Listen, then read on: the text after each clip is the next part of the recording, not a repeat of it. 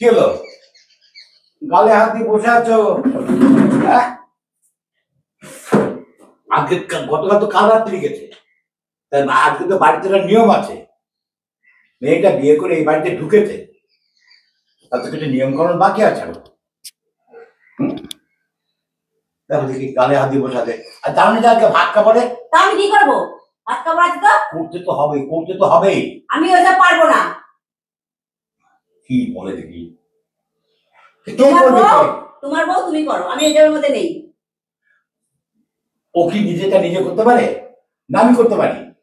দায়িত্ব তো তোমাকে নিতে হবে। আমি পারবো না। আরে বাবা, তোমার নিজের তো বোন। ও কি আমার একটা বোন আছে? হ্যাঁ, আমি এইটা দায়িত্ব পালন করতে পারবো না। তোমার বউ, তুমি বুঝে খাও। আমি পারবো না এখন ভাত খাবার জোগাড় ব্যবস্থা করতে। কি বলে কথাটা? আমার নিজের খাওয়া তুলে এবার আমি ওর ভাত পারলাম সাজিয়ে ভাত খাবার দেবো। দিতে তো হবে, এটা শাস্ত্রে আছে। বাড়িতে নতুন বউ এসছে, তার তো ভাত খাবারের আয়োজন করতেই হবে। যেভাবে বললাম তো তোমার বউ তুমি ব্যবস্থা করো, আমি পারবো না। দেখো, এটা তুমি কিন্তু তোমার নিচু মনের পরিচয় দিচ্ছ। হ্যাঁ, আমি নিচু মন। হ্যাঁ, মানে পাঁচজন শুনলে বলবে আমার কতটা নিচু মন আর কতটা উঁচু মন। আমি তোমার বিচারে আমি যাচ্ছি না। তা তুমি কি বলতে চাচ্ছ বলো তো? তুমি কোনো দায়িত্ব নেবা না? আমি তো কবার বলবো আমি পারবো না, পারবো না, পারবো না। তোমার বউ তুমি বলে দাও। এই তোমরা অশান্তি করছো কেন?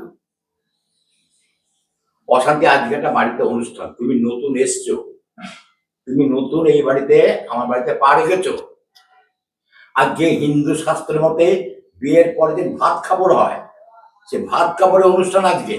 তো উনি বলছেন কোনো দায়িত্ব নিতে পারবেন না। দিদি, তোর কি এখনো রাগ কমেনি?